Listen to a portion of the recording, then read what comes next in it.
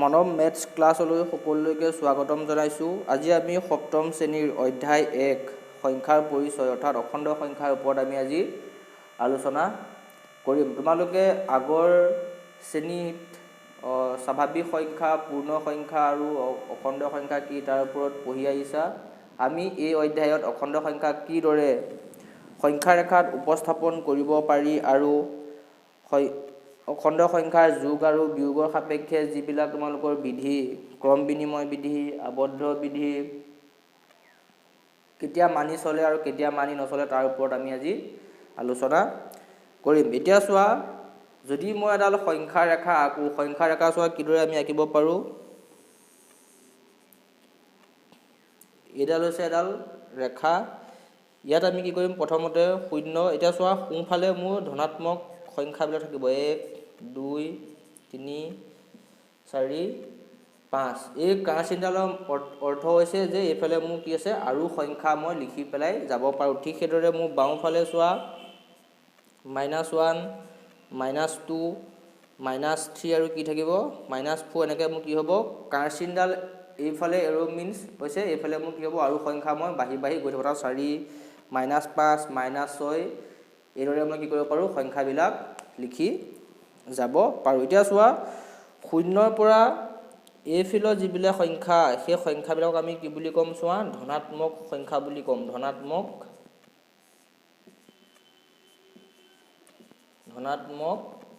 অখণ্ড সংখ্যা। আৰু যিখিনি মোৰ 0ৰ পৰা বাওঁফালে থাকে তাক আমি কি বুলি কওঁ চোৱা, ঋণাত্মক অখণ্ড সংখ্যা। আৰু এটা কথা মনত ৰাখিবা যে এইফালে মোৰ সংখ্যাবিলাকৰ মান কি হৈ যায়, সদায় বাঢ়ি যায় আৰু এইফালে মোৰ কি হৈ যায়, সদায় চোৱা কমি কমি গৈ থাকে। অৰ্থাৎ চোৱা, যদি মোক সোধে যে -4 আৰু -3 ভিতৰত এই দুইটা সংখ্যাৰ ভিতৰত কোনটো সংখ্যা ডাঙৰ, মোৰ ডাঙৰ সংখ্যা কোনটো হ'ব চোৱা, -3টো। কাৰণ চোৱা, সোনকালে মই কোনটো পাইছোঁ চোৱা, -3, তাৰ পাছত মই -4 পাইছোঁ। অৰ্থাৎ এইফালে মোৰ কি হৈ যাব, কমি গৈ যাব। ঠিক সেইদৰে চোৱা, যদি মোক -3 আৰু -1ৰ লগত মোৰ তুলনা কৰিব দিয়ে, তেতিয়াহ'লে মোৰ ডাঙৰ সংখ্যা কোনটো হ'ব চোৱা, -1টো। ঠিক সেইদৰে এইফালে চোৱা, যদি মোক 2 আৰু 4ৰ মাজত তুলনা কৰিব দিয়ে, গতিকে মোৰ ডাঙৰ সংখ্যা তেতিয়া কোনটো হ'ব চোৱা, 4টো ডাঙৰ। অৰ্থাৎ সোঁফালে সংখ্যাবিলাকৰ মান সদায় কি হৈ যাব চোৱা, বাঢ়ি গৈ থাকিব। এতিয়া চোৱা, আমি চাম কি যে অখণ্ড সংখ্যাৰ যোগ আৰু বিয়োগৰ যি বিধি তাৰ ওপৰত আমি আলোচনা কৰিম। এতিয়া চোৱা, যোগ সাপেক্ষে আবদ্ধ বিধি। যদি a আৰু b দুটা অখণ্ড সংখ্যা হয়, তেতিয়াহ'লে আমাক কি বুলি কৈছে, a আৰু b যদি আমি যোগ কৰোঁ, তেতিয়া আমি সদায় কি পাম বুলি কৈছে চোৱা, এটা অখণ্ড সংখ্যা পাম। এতিয়া যদি চোৱা, মই ধৰি লওঁ a মানে 2 আৰু b মানে যদি মই 3 ধৰোঁ, তেতিয়াহ'লে চোৱা a + b মই কি পাব লাগিব চোৱা, 2 + 3 কৰিলে মই কি পাম, 5। গতিকে 5টো মোৰ এটা কি সংখ্যা বুলি কৈছে, 5টো মোৰ হৈছে এটা অখণ্ড সংখ্যা। অৰ্থাৎ a আৰু b যদি মই যোগ কৰোঁ, তেতিয়াহ'লে কি হ'ব লাগিব, এটা অখণ্ড সংখ্যা পাব লাগিব, যিটো হৈছে যোগ সাপেক্ষে আবদ্ধ বিধি, সেইটো তোমাৰ মানি চলিব। এতিয়া চোৱা, যদি বিয়োগৰ সাপেক্ষে আমাক আবদ্ধ বিধি লাগে, তেতিয়া চোৱা, যদি a আৰু b দুটা অখণ্ড সংখ্যা হয়, তেতিয়াহ'লে কি হ'ব লাগিব, a - b সদায় আমাৰ কি হ'ব, অখণ্ড সংখ্যা হ'ব। এতিয়া চোৱা, মই যদি ধৰি লওঁ a মানে 10 আৰু b মানে যদি মই ধৰি লওঁ 5, তেতিয়াহ'লে মই কি পাম চোৱা, যদি মই a - b কৰোঁ, তেতিয়াহ'লে মই 10 - 5 হ'লে কিমান হ'ব চোৱা, 5। গতিকে 5 মোৰ এটা কি সংখ্যা চোৱা, অখণ্ড সংখ্যা। অৰ্থাৎ বিয়োগ সাপেক্ষে আবদ্ধ বিধি সদায় কি চলে, মানি চলে। এতিয়া চোৱা, আমি কি চাম যে অখণ্ড সংখ্যাৰ ক্ৰম বিনিময় বিধিৰ ওপৰত আলোচনা কৰিম। এতিয়া চোৱা, যোগ সাপেক্ষে আমাক কি দিছে, ক্ৰম বিনিময় বিধি। অৰ্থাৎ যিকোনো দুটা অখণ্ড সংখ্যা যদি a আৰু b হয়, তেতিয়াহ'লে আমি কি পাব লাগিব চোৱা, a + b = কি হ'ব লাগিব আমাৰ, b + a। এতিয়া চোৱা, যদি মই যিকোনো দুটা নাম্বাৰ লওঁ, a মানে যদি মই ধৰি লওঁ 2 আৰু b মানে যদি মই ধৰি লওঁ চোৱা 5, তেতিয়াহ'লে মই কি পাম চোৱা a + b যদি মই চাওঁ কি পাম চোৱা 2 + 5 গতিকে 2 + 5 হ'লে মোৰ হ'ব 7 ঠিক সেইদৰে b + a যদি মই চাওঁ b মানে মোৰ আছে 5 + 2 5 + 2 হ'লে মোৰ কি হ'ব 7 অৰ্থাৎ মই কি পাইছোঁ চোৱা যে a + b = মই কি পাইছোঁগৈ b + a অৰ্থাৎ অখণ্ড সংখ্যাই কি কৰে যে অখণ্ড সংখ্যাই যোগ সাপেক্ষে যি ক্ৰম বিনিময় বিধি সেয়া সদায় কি চলে মানি চলে ঠিক সেইদৰে এতিয়া চোৱা যে অখণ্ড সংখ্যাৰ যি ক্ৰম বিনিময় বিধি তাত আমি চাম চোৱা বিয়োগ সাপেক্ষে অৰ্থাৎ বিয়োগ সাপেক্ষে ক্ৰম বিনিময় বিধিত যদি যিকোনো দুটা অখণ্ড সংখ্যা a আৰু b হয় তেতিয়াহ'লে আমি কি পাম চোৱা যে a - b not equal to কি পাম আমি চোৱা b - a অৰ্থাৎ যদি মই ধৰি লওঁ a মানে 5 আৰু b মানে যদি মই 2 ধৰোঁতে চোৱা a - b যদি মই ইয়াৰ মানকেইটা বহুৱাই চাওঁ চোৱা a মানে 5 b মানে হৈছে 2 গতিকে 5 পৰা 2 গ'লে মানে পাবা 3 ঠিক সেইদৰে b - a চোৱা b মানে মোৰ হৈছে 2 a মানে হৈছে মোৰ কিমান 5 গতিকে 2 পৰা 5 গ'লে মই কি পাম চোৱা -3 অৰ্থাৎ a - b মানে মই পাইছোঁ 3 আৰু b - a মানে মই পাইছোঁগৈ কিমান চোৱা -3 অৰ্থাৎ মই কি পাইছোঁগৈ চোৱা যে a - b not equal to b - a অৰ্থাৎ অখণ্ড সংখ্যাই বিয়োগ সাপেক্ষে ক্ৰম বিনিময় বিধি কি হয় মানি নচলে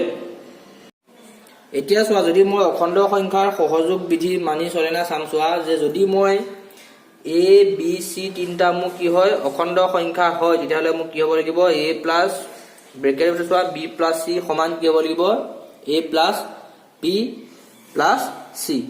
এতিয়া চোৱা যদি মই ধৰি লওঁ যে a মানে 2 b মানে 3 আৰু c মানে মই ধৰি ললোঁ সাপোজ কিমান 5 এতিয়া চোৱা প্ৰথমটো মানিব লাগিব যে a ব্ৰেকেট যদি মই b + c কৰো তেতিয়াহ'লে মই কি পাব লাগিব সোঁ সাইডটোৰ সমান পাব লাগিব এতিয়া চোৱা a মানে হৈছে 2 b মানে হৈছে 3 c মানে মই কিমান পাইছোঁ চোৱা 5 গতিকে 2 + 3 লগত যদি মই 5 যোগ কৰোঁ চোৱা 8 পাম গতিকে 2 লগত যদি মই 8 যোগ কৰি কিমান পাম চোৱা 10 ঠিক সেইদৰে সোঁফালে চোৱা সোঁফালে মোক দিছে যে a + b ব্ৰেকেটৰ ভিতৰত + c গতিকে a মানে মই ধৰি লৈছোঁ চোৱা 2 b মানে মই ধৰি লৈছিলোঁ 3 ঠিক সেইদৰে চোৱা c মানে মই ধৰি লৈছিলোঁ 5 গতিকে 2 লগত যদি মই 3 যোগ কৰোঁ চোৱা 5 পাম 5 যোগ 5 সমান কি হ'ব লাগিব 10 অৰ্থাৎ a + b + c সমান কি পাইছোঁ মই a + b + c অৰ্থাৎ অখণ্ড সংখ্যাই যোগ সাপেক্ষে কি হয় সহযোগৰ যি বিধি সেই বিধি সদায় কি চলে মানি চলে এতিয়া চোৱা বিয়োগৰ ক্ষেত্ৰত কি হয় যদি বিয়োগৰ ক্ষেত্ৰত আমি তিনিটা সংখ্যা লওঁ যে a b আৰু c তেতিয়াহ'লে আমি কি পাম চোৱা a মাইনাছ ব্ৰেকেটৰ ভিতৰত আমি লিখিব লাগিব চোৱা b - c not equal to a - b minus ব্ৰেকেটৰ ভিতৰত c অৰ্থাৎ কি পাম আমি যে অখণ্ড সংখ্যাই বিয়োগৰ ক্ষেত্ৰত সহযোগ বিধি কি নচলে মানি নচলে এতিয়া চোৱা যদি মই প্ৰমাণ কৰিবৰ কাৰণে চাওঁ চোৱা a মানে মই ল'লোঁ চোৱা 2 b মানে ঠিক সেইদৰে মই ল'লোঁ c 4 আৰু c মানে মই সাপোজ ধৰিলোঁ কিমান 5 এতিয়া চোৱা মই যদি a - b - চাওঁ তেতিয়া কি পাম চোৱা a মানে মই 2 b মানে হৈছে 4 c মানে মোৰ হৈছে কিমান চোৱা 5 গতিকে 2 4 পৰা যদি মই 5 যায় তেতিয়াহ'লে মোৰ কিমান থাকিব চোৱা -1 গতিকে মাইনাছে কি চিন হ'ব প্লাছ গতিকে 2 + 1 হ'লে মই কিমান পাম চোৱা 3 অৰ্থাৎ a - ব্ৰেকেটৰ ভিতৰত যদি মোৰ b - c হয় তেতিয়াহ'লে মই কি পাম চোৱা 3 আৰু আকৌ মই চোৱা যদি মই সোঁ সাইডে চাওঁ সোঁ সাইডে চোৱা মই কি পাম 2 - 4 - 5 গতিকে 2 পৰা 4 গ'লে মোৰ কি থাকিব চোৱা -2 আৰু -5 এতিয়া চোৱা -2 আৰু যদি মই -5 হয় তেতিয়া কিমান হ'ব গম পাব চোৱা -7 অৰ্থাৎ অখণ্ড সংখ্যাই বিয়োগৰ ক্ষেত্ৰত যি সহযোগ বিধি সেয়া সদায় কি নচলে মানি নচলে কিয়নো চোৱা আমি a - b যেতিয়া মান পাতি চোৱা বাওঁফালে পাইছোঁ আমি 3 আৰু সোঁফালে পাইছোঁ আমি কিমান -7 অৰ্থাৎ 7 আৰু 3 দুইটাই কি নহয় সমান নহয় সেয়ে কি হয় বিয়োগৰ ক্ষেত্ৰত যি সহযোগ বিধি সেয়া সদায় কি হয় মানি নচলে এতিয়া চোৱা অখণ্ড সংখ্যাৰ যোগাত্মক অভেদ মানে কি হ'ব চোৱা অখণ্ড সংখ্যাৰ লগত যদি আমি শূন্য যোগ কৰো বা শূন্যৰ লগত যদি আমি যিকোনো অখণ্ড সংখ্যা যোগ কৰো তেতিয়াহ'লে আমি সদায় যোগফল কি পাম সেই সংখ্যাটোৱে পাম অৰ্থাৎ চোৱা যদি মই যিকোনো মই এটা অখণ্ড সংখ্যা a হয় তাৰ লগত যদি মই শূন্য যোগ কৰো তেতিয়া মই কি পাম সদায় চোৱা a পাম ঠিক এৰে শূন্যৰ লগত যদি মই আকৌ a যোগ কৰো তেতিয়াহ'লে মই কি পাম সদায় a পাম অৰ্থাৎ চোৱা যদি মই a মানে 5 হয় 5 ৰ লগত যদি মই শূন্য যোগ কৰো তেতিয়াহ'লে মই কিমান পাম চোৱা 5 পাম ঠিক সেইদৰে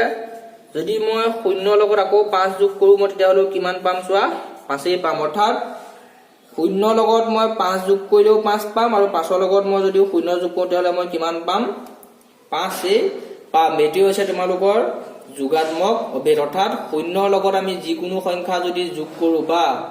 যিকোনো সংখ্যাৰ লগত যদি শূন্য যোগ কৰো সদায় আমি কি পাম যিটো সংখ্যা যোগ কৰি আমি সদায় কি পাম সেই সংখ্যাটোৱে পাম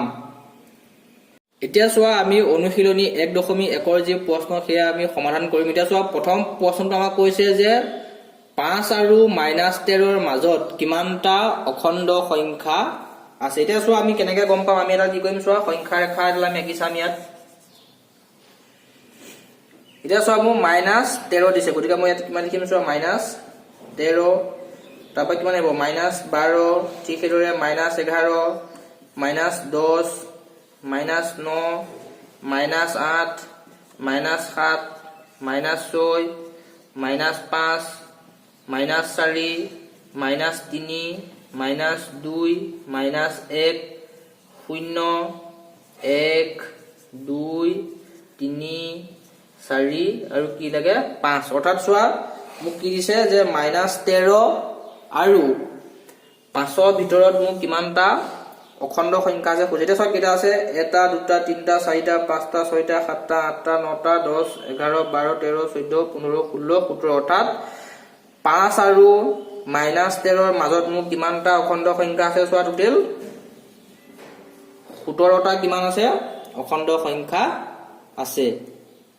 এতিয়া চোৱা আমাক সেকেন্ড প্ৰশ্নটো দিছে যে 13 আৰু -13 ৰ মাজৰ আটাইতকৈ ডাঙৰ আৰু আটাইতকৈ সৰু অখণ্ড সংখ্যা দুটা আমাক কি ক'ব দিছে উলিয়াব দিছে এতিয়া চোৱা আমাক কিমান দিছে চোৱা 13 আৰু -13 এতিয়া চোৱা যদি মই এডাল সংখ্যা ৰেখা আকো চোৱা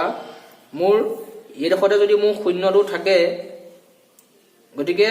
ইয়াত মই কিমান থাকিব চোৱা -13 আৰু এইফালে মোৰ থাকিব কিমান 13 + 13 গতিকে মোক সুধিছে আটাইতকৈ ডাঙৰ আৰু আটাইতকৈ সৰু এতিয়া চোৱা -13 ৰ পৰা ঠিক সোঁফালে মোৰ কিমান থাকিব চোৱা -12 ঠিক সেইদৰে ইয়াৰ বাওঁফালে মই কি পাম চোৱা 12 অৰ্থাৎ মোৰ ভাগৰ সৰু অখণ্ড সংখ্যাটো মোৰ কিমান হ'ব চোৱা -12 আৰু ডাঙৰ অখণ্ড সংখ্যাটো মোৰ কিমান হ'বগে চোৱা +12 গতিকে মই লিখিব লাগিব যে যিটো মোৰ ডাঙৰ অখণ্ড সংখ্যা দিছে ডাঙৰ অখণ্ড সংখ্যাটো মোৰ হ'ব 12 আৰু সৰু অখণ্ড সংখ্যাটো মোৰ কিমান হ'ব চোৱা -12 এটোৱে হৈছে তোমালোকৰ 2 নম্বৰ প্ৰশ্নটোৰ উত্তৰ এতিয়া চোৱা 3 নম্বৰ প্ৰশ্নটোত আমাক দিছে যে তলত দিয়া অখণ্ড সংখ্যাবোৰ সংখ্যা ৰেখাত বহুৱা অৰ্থাৎ আমাক -6 4 -10 5 আৰু -1 আমাক কি কৰিব লাগে যে সংখ্যা ৰেখাত বহুৱাই দেখাব লাগে এতিয়া চোৱা আমি এটা সংখ্যা ৰেখা আঁকিলো আমাক এইডোখৰতে ধৰি লোৱা 0 আছে গতিকে এফালে কিমান থাকিব 1 2 3 4 এইডোখৰত থাকিলে মোৰ হ'ব 5 ঠিক সেইদৰে মোৰ বাওঁফালে কিমান আহিব চোৱা -1 -2 -3 -4 -5 -6 -7 -8 -9 -10 এটা মোৰ লাগে চোৱা প্ৰথমটো হৈছে -6 গতিকে -6 টো মোৰ কোনটো হ'ব এটো +4 দিছে +4 টো তোমালোকৰ এটো -10 দিছে -10 টো মোৰ ভাগৰ হ'ব কোনটো সংখ্যা ৰেখাত এটো তাৰপিছত দিছে 5 + 5 টো হৈছে মোৰ ভাগৰ সংখ্যা ৰেখাত এটো আৰু -1 এইকেইটা হৈছে মোৰ ভাগৰ সংখ্যা ৰেখাত বহুৱাব লগিয়া সংখ্যা। এতিয়া চোৱা আমাক 4 নম্বৰ প্ৰশ্নটো সুধিছে যে -15তকৈ ডাঙৰ আমাক কি লাগে 5টা ঋণাত্মক অখণ্ড সংখ্যা লাগে। এতিয়া চোৱা যদি মই এডাল সংখ্যা ৰেখা আঁকি চাওঁ ইয়াত এইডোখৰতে মোৰ কিমান থাকিব -15। সদায় মনত ৰাখিবা যদি আমি সোঁফালে গৈ থাকোঁ তেতিয়াহ'লে আমাৰ কি হয় সংখ্যাবিলাকৰ মান বাঢ়ি গৈ থাকে আৰু এইফালে আহিলে আমাৰ কি হৈ যায় চোৱা কমি গৈ থাকে। এতিয়া চোৱা আমাক কি সংখ্যা লৈছে চোৱা ডাঙৰ সংখ্যা অৰ্থাৎ কিমান আহিব -14 -13 -12 -11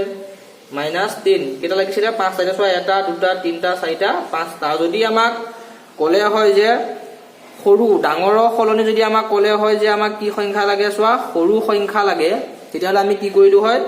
এইফালে আহিলো হয় যে -16 -17 -18 -19 এইফালে আহিব। গতিকে আমাক কৈছে যে -15তকৈ যদি মোক 5টা ডাঙৰ ঋণাত্মক অখণ্ড সংখ্যা লাগে তেতিয়াহ'লে মই কিমান পাম চোৱা -14 -13 -12 -11 আৰু -3 1 2 3 4 5টা অৰ্থাৎ এইকেইটা হৈছে মোৰ ভাগৰ -15তকৈ ডাঙৰ 5টা ঋণাত্মক কি সংখ্যা অখণ্ড সংখ্যা। এতিয়া চোৱা তোমালোকক 5 নম্বৰ কেইটাত সুধিছে যে সত্য নে অসত্য ক'ব দিছে। এতিয়া চোৱা প্ৰথম প্ৰশ্নটোত তোমালোকক দিছে যে যিবিলাক ধনাত্মক অখণ্ড সংখ্যা সেইবিলাক আমি কি সংখ্যা বুলি কওঁ চোৱা স্বাভাৱিক সংখ্যা বুলি কওঁ। অৰ্থাৎ তোমালোকে চোৱা যদিও মই এডাল সংখ্যা ৰেখা আঁকো ইয়াত এইফালে মোৰ -1 -2 এনেকৈ থাকিব ইয়াত 0 ইয়াত 1 2 3 4 5 অৰ্থাৎ চোৱা ধনাত্মক অখণ্ড সংখ্যা বুলি কৈছে। কি সংখ্যা কৈছে চোৱা ধনাত্মক অখণ্ড সংখ্যা অৰ্থাৎ এইকেইটা 1 2 3 4 5 এইবিলাক আমাৰ কি সংখ্যা বুলি কোৱা হয় চোৱা স্বাভাৱিক সংখ্যা। গতিকে মোৰ ভাগৰ 1 নম্বৰ প্ৰশ্নটো যি উত্তৰ সেই প্ৰশ্নটোৰ উত্তৰটো মোৰ কিমান কি হ'ব চোৱা সত্য হ'ব। গতিকে 1 নম্বৰটো মোৰ উত্তৰ কি হ'ব চোৱা সত্য। তাৰ পাছতো তোমালোকক চোৱা কৈছে যে আটাইবোৰ অখণ্ড সংখ্যাই পূৰ্ণ সংখ্যা। এতিয়া চোৱা পূৰ্ণ সংখ্যা কোনবিলাক 0 1 2 3 এইবিলাক হৈছে আমাৰ কি সংখ্যা চোৱা পূৰ্ণ সংখ্যা। গতিকে আমাক কৈছে যে আটাইবোৰ অখণ্ড সংখ্যাই পূৰ্ণ সংখ্যা। এতিয়া চোৱা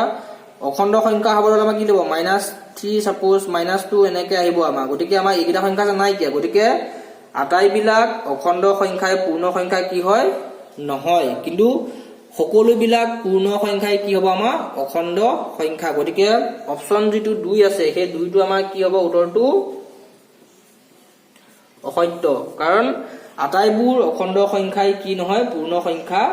নহয়। তাৰ পাছতো চোৱা 3 নম্বৰটো আমাক কৈছে যে সংখ্যা ৰেখাডাল 0ৰ দুয়োফালে অসীমলৈ বিস্তাৰিত। অৰ্থাৎ যদি আমি এডাল সংখ্যা ৰেখা আঁকো ইয়াত আমাৰ 0 আছে এইফালে আমি যিমান মন যায় আমি সিমান সংখ্যা বহাব পাৰোঁ। ঠিক সেইদৰে এইফালে কি হৈ যাব আমি অসীমলৈকে সংখ্যাবিলাক লিখি থাকিব পাৰোঁ। অৰ্থাৎ 3 নম্বৰটো যিটো হৈছে 3 নম্বৰত আমাক কি পাম আমি চোৱা 3 নম্বৰটো উত্তৰ আমাৰ কি হ'ব চোৱা সত্য হ'ব।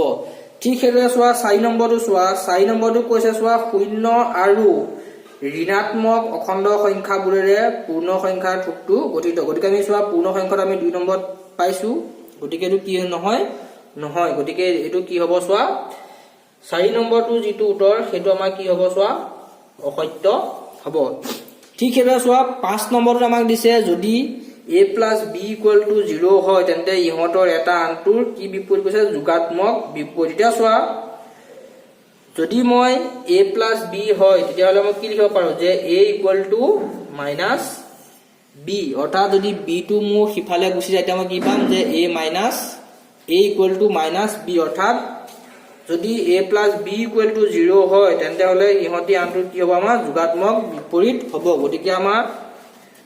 5 নম্বৰ যিটো উত্তৰ সেই উত্তৰটো আমাৰ কি হ'ব চোৱা সত্য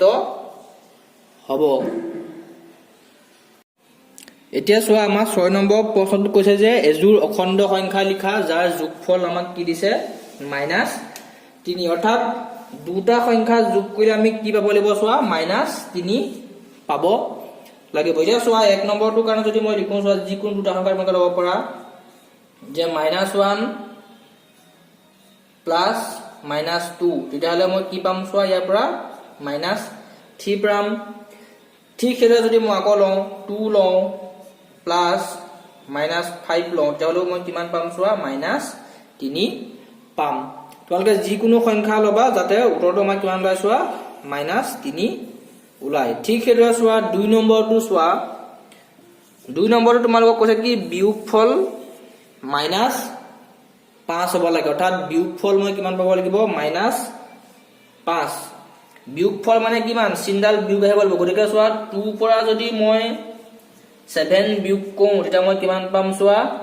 মাইনাছ 5 পাম ঠিক সেইদৰে যদি মই 1 মাইনাছ 6 কৰোঁ তেতিয়াহ'লে মই কিমান পাম চোৱা মাইনাছ 5 পাম তোমালোকে যিকোনো ধৰণৰ যিকোনো সংখ্যা ল'ব পাৰা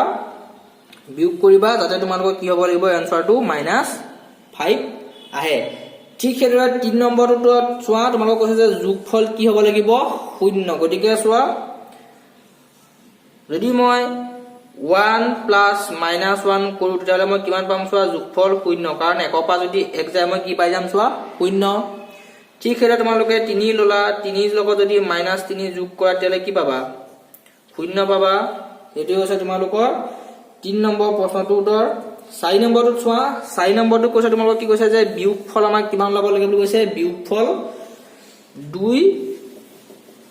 বিয়োগফল আমাক কিমান লাগে বুলি কৈছে চোৱা 2 লাগে গতিকে চোৱা মই কি কৰিম যদি মই 5 পৰা 3 বিয়োগ কৰোঁ তেতিয়া মই কি পাম চোৱা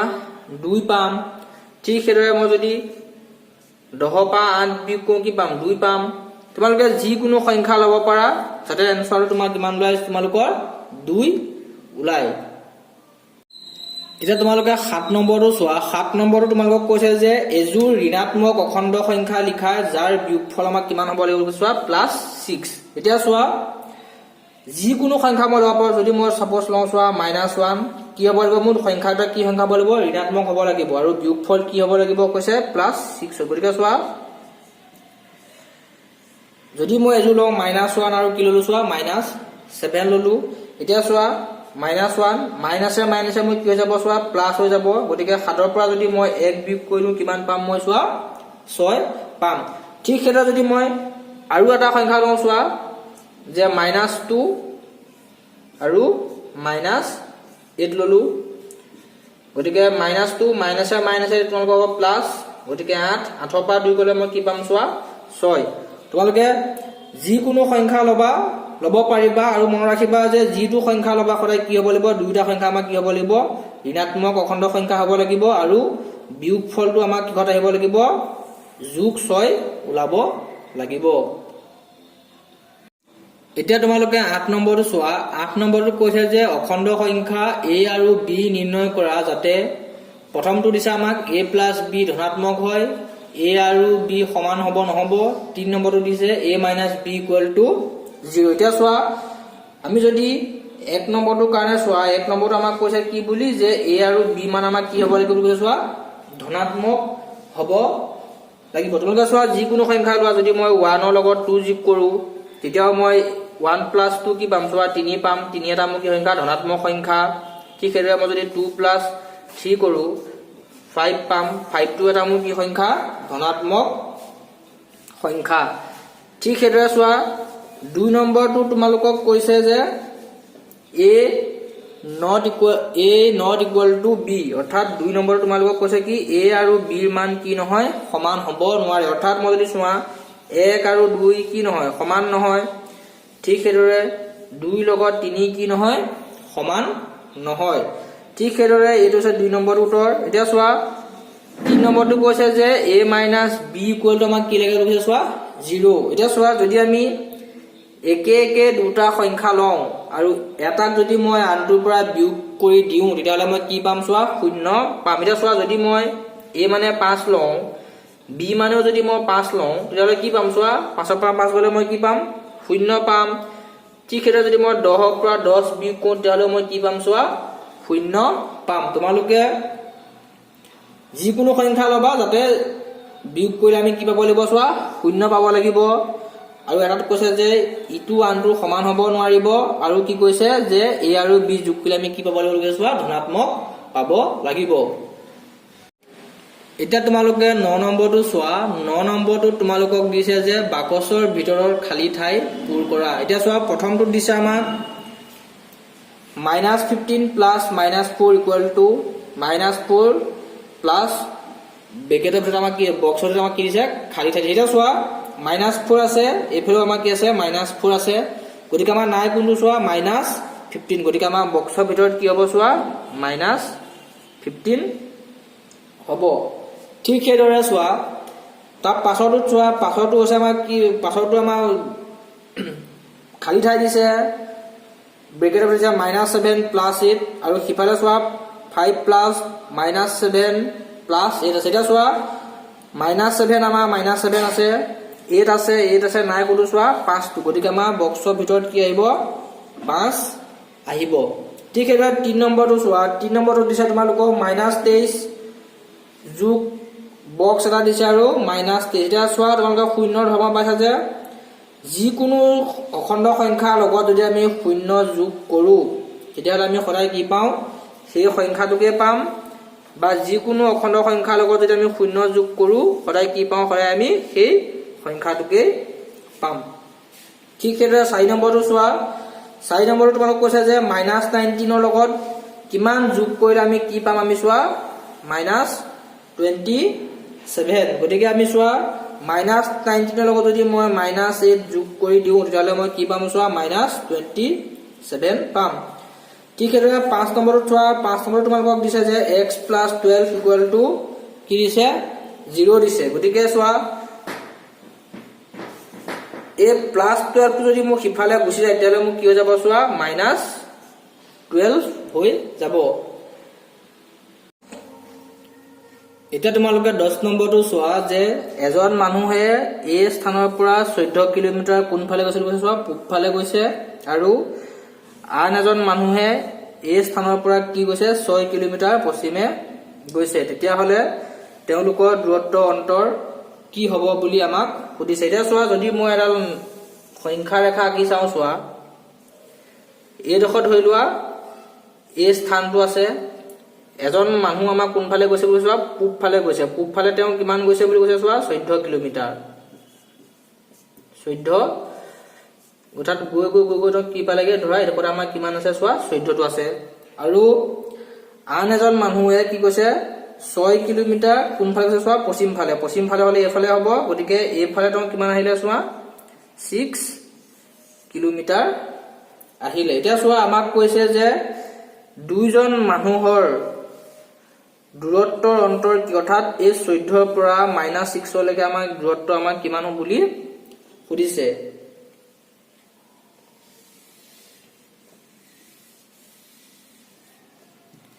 এতিয়া চোৱা আমি লিখিম যে এই স্থানৰ পৰা পূবে গৈছে চোৱা 14 কিলোমিটাৰ গতিকে আমি লিখিব পাৰো যে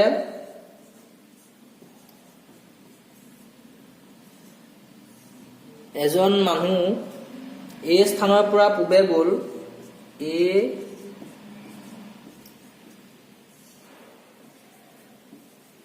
যে এই স্থানৰ পৰা চোৱা পূবে গৈছে কিমান কিলোমিটাৰ 14 কিলোমিটাৰ ঠিক সেইদৰে চোৱা আনজন মানুহ গৈছে পশ্চিমফালে 6 কিলোমিটাৰ কো চোৱা যে আনজন মানুহ এই স্থানৰ পৰা কোনফালে গৈছে চোৱা পশ্চিমফালে গৈছে কিমান কিলোমিটাৰ চোৱা 6 কিলোমিটাৰ এতিয়া চোৱা তেওঁলোকৰ আমাক পাৰ্থক্যটো সুধিছে গতিকে কি হ'ব এতেকে তেওঁলোকৰ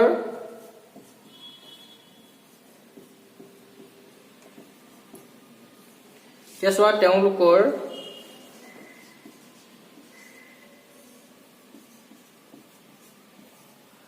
দূৰত্বৰ অন্তৰ হ'ব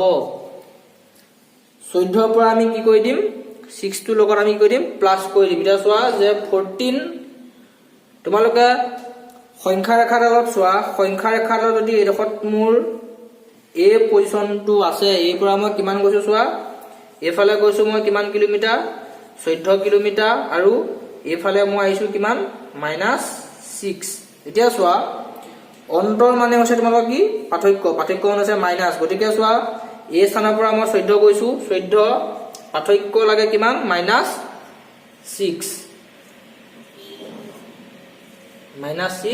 কিলোমিটাৰ এতিয়া চোৱা 14 মাইনাছে মাইনাছে কি হ'ব মোক প্লাস হ'ব গতিকে 14 যোগ 6 কিলোমিটাৰ গতিকে 14 লগত যদি মই 6 যোগ কৰো তেতিয়াহলে মই কি পাম চোৱা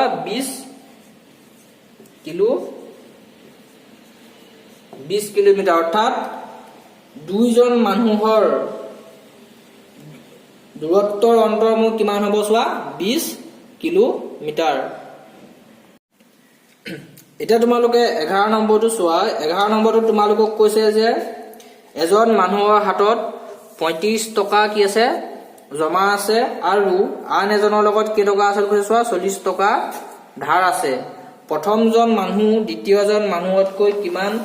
সহকি বুলি আমাক সুধিছে এতিয়া চোৱা জমা থকা মানে আছে আমাৰ প্লাস জমা থকা মানে আমাৰ আছে প্লাসত থকা আৰু ধাৰ থকা মানে আছে আমাৰ কিমান বুলি কৈছে মাইনাস 40 টকা গতিকে আমাক কৈছে যে দুইজন মানুহৰ মাজৰ টকাৰ যি পাৰ্থক্য বা প্ৰথমজন মানুহ দ্বিতীয় মানুহতকৈ কিমান সহকি আমি কেনেকৈ গম পাম যে দুইটা যদি আমি পাৰ্থক্যটো চাওঁ তেতিয়া আমি কি পাই যাম প্ৰথমজন মানুহ দ্বিতীয়জনতকৈ কিমান সহকি আমি সেয়া পাই যাম এতিয়া চোৱা প্ৰথমজন মানুহৰ হাতত কিমান জমা আছে বুলি কৈছে 35 টকা আৰু এতিয়া চোৱা তোমালোকে লিখি লবা যে প্ৰথমজন মানুহৰ হাতত জমা আছে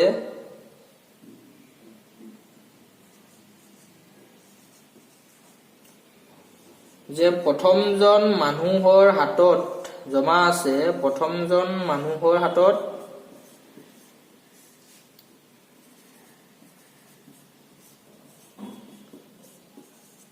জমা আছে কেই টকা চোৱা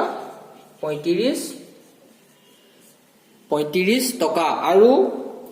আনজন মানুহ অৰ্থাৎ দ্বিতীয়জন মানুহ এতিয়া চোৱা যে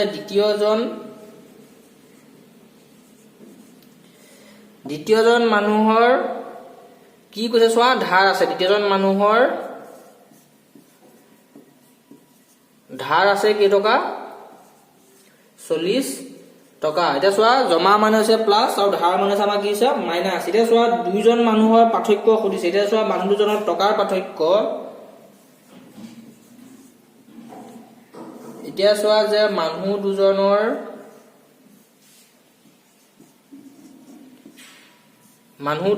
চোৱা টকাৰ পাৰ্থক্য আমি চোৱা জমা থকা মানে হৈছে 35 টকা পাৰ্থক্য মানে হৈছে বিয়োগ চিন আৰু ধাৰ মানে হৈছে তোমালোকৰ কিমান -40 টকা এতিয়া চোৱা 35 মাইনাসে মাইনাসে কি হ'ব প্লাস গতিকে 40 টকা অৰ্থাৎ 35 লগত যদি মই 40 যোগ কৰো তেতিয়াহলে মই কি পাম চোৱা 75 টকা গতিকে মই কি পাম চোৱা যে এটাকে প্ৰথমজন ব্যক্তি বা প্ৰথমজন মানুহ এতিয়া চোৱা যে প্ৰথমজন মানুহ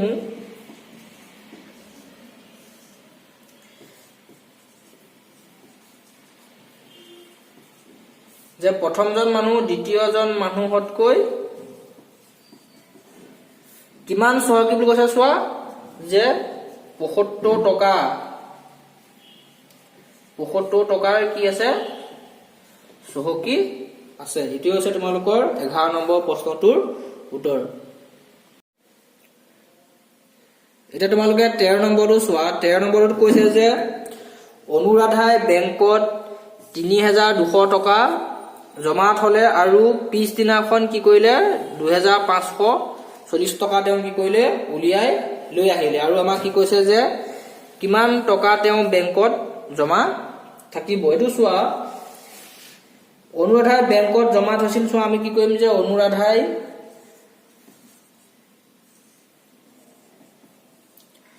চোৱা যে প্ৰথমে আমি লিখি লম যে অনুৰাধাই বেংকত জমা থৈছিল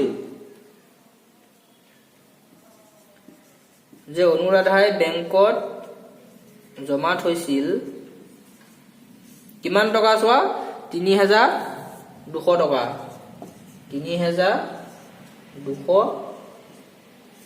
টকা। আকৌ চোৱা পিছদিনাখন কি কৈছে আমাৰ 2540 টকা উলিয়াই লৈ গুচি আহিছে। এতিয়া চোৱা পিছদিনা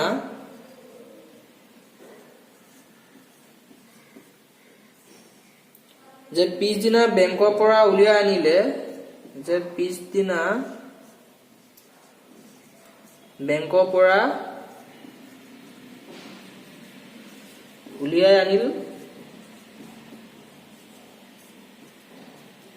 চোৱা 2540 টকা। এতিয়া আমাক সুধিছে যে তেওঁ কিমান টকা জমা থাকিল। এতিয়া চোৱা আমি কি কৰিম যে অনুৰাধাৰ জমা থাকিব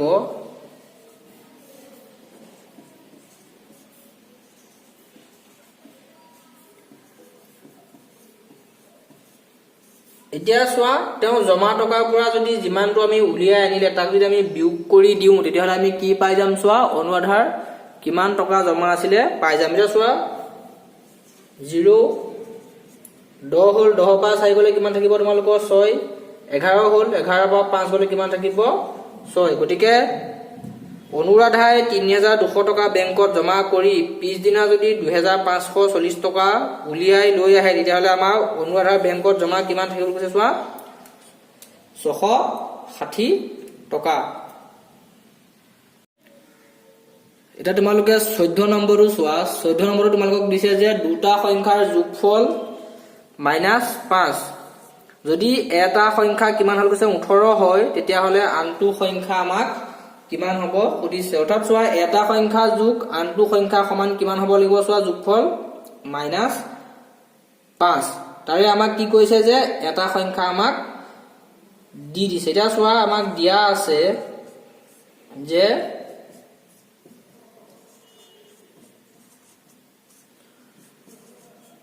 দুটা সংখ্যাৰ যোগফল কিমান দিছে চোৱা -5 দিছে। অৰ্থাৎ কি হ'ব যে দুটা সংখ্যা মিন্স কি যে এটা সংখ্যা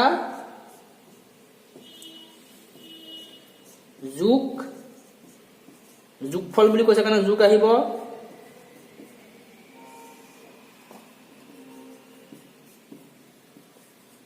এটা সংখ্যা যোগ আনটো সংখ্যা সমান কি হ'ব লাগিব চোৱা -5। এতিয়া চোৱা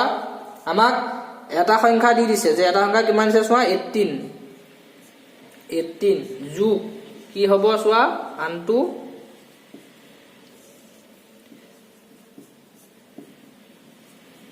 আনটো সংখ্যা। এতিয়া চোৱা আমি কি কৰিম আমাক এইটো লাগিব আৰু 18টো আমি কৰিম সিফালে লৈ গুচি যাম। এতিয়া চোৱা এতেকে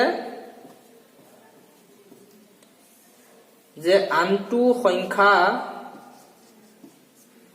কি হ'ব চোৱা -5টো আছেই, যদি আমাৰ +18টো সিফালে গুচি যায় সমান চিহ্ন পাত তেতিয়াহ'লে আমাৰ কিমান হ'ব যে -18 হ'ব। গতিকে চোৱা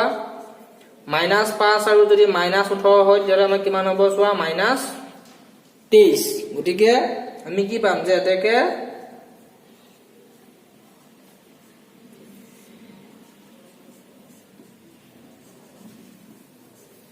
চোৱা এতেকে আনটো সংখ্যা হ'ব আমাৰ কিমান হ'ব চোৱা -23। তোমালোকে 15 নম্বৰটো চোৱা। 15 নম্বৰটো দিছে যে -23ৰ লগত কি যোগ কৰিলে আমাৰ যোগফল কি হ'ব কৈছে কোৱা 0 হ'ব। এতিয়া চোৱা যদি মই -23 লওঁ আমাক কি কৈছে কি সংখ্যা যিকোনো এটা আমাৰ কোনটা সংখ্যা আহিব সেই সংখ্যাটো আমাক যোগ কৰিলে কিমান হ'ব বুলি কৈছে যোগফল চোৱা 0। এতিয়া চোৱা যদি মই বক্সটো ৰাখি থওঁ আৰু যদি -23টো যদি মই ইফালে গুচি যায় তেতিয়াহ'লে কি হ'ব যে 0 যোগ 23 অৰ্থাৎ 0 লগত 23 যোগ কৰিলে মই কি পাম 23 পাম। অৰ্থাৎ -23ৰ লগত যদি মই যোগ 23 যোগ কৰি দিওঁ তেতিয়াহ'লে মই কি পাই যাম চোৱা 0 পাম। অৰ্থাৎ -23 যোগ যদি 23 হয় তেতিয়াহ'লে মই যোগফল কিমান পাম বুলি কৈছে চোৱা 0 পাম। এতিয়া তোমালোকে 16 নম্বৰটো চোৱা। 16 নম্বৰটো তোমালোকক দিছে যে দুটা অখণ্ড সংখ্যাৰ যোগফল -48 তাৰে এটা দিছে তোমালোকৰ -20 হ'লে আনটো কিমান হ'ব। এতিয়া চোৱা দুটা অখণ্ড সংখ্যা যোগ কৰিলে আমি কি পাম বুলি কৈছে চোৱা -48 অৰ্থাৎ এটা অখণ্ড সংখ্যা এটা অখণ্ড সংখ্যা যোগ কি হ'ব আনটো অখণ্ড সংখ্যা যোগফল কিমান বুলি কৈছে চোৱা -48 তাৰে আমাক এটা দি দিছে কিমান -20 অৰ্থাৎ এটা যদি আমাক কিমান হৈছে বুলি কৈছে -20 আৰু আনটো আমাক কিমান হ'ব সুধিছে এটা চোৱা আনটো সংখ্যা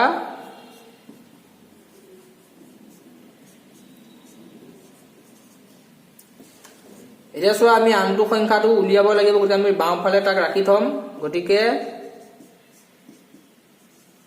আনটো সংখ্যা সমান কিমান হ'ব চোৱা -48 আৰু এইফালে তোমালোকক কিমান আহিব চোৱা -48 -20 টো যদি মই সিফালে লৈ যাওঁ কিমান হ'ব চোৱা +20 গতিকে চোৱা 20 পৰা যদি 48 বিয়োগ কৰা যায় তেতিয়াহ'লে মোৰ কিমান থাকিব চোৱা -28 অৰ্থাৎ মোৰ উলিয়াবলগীয়া আনটো সংখ্যা কিমান হ'বগে -20 গতিকে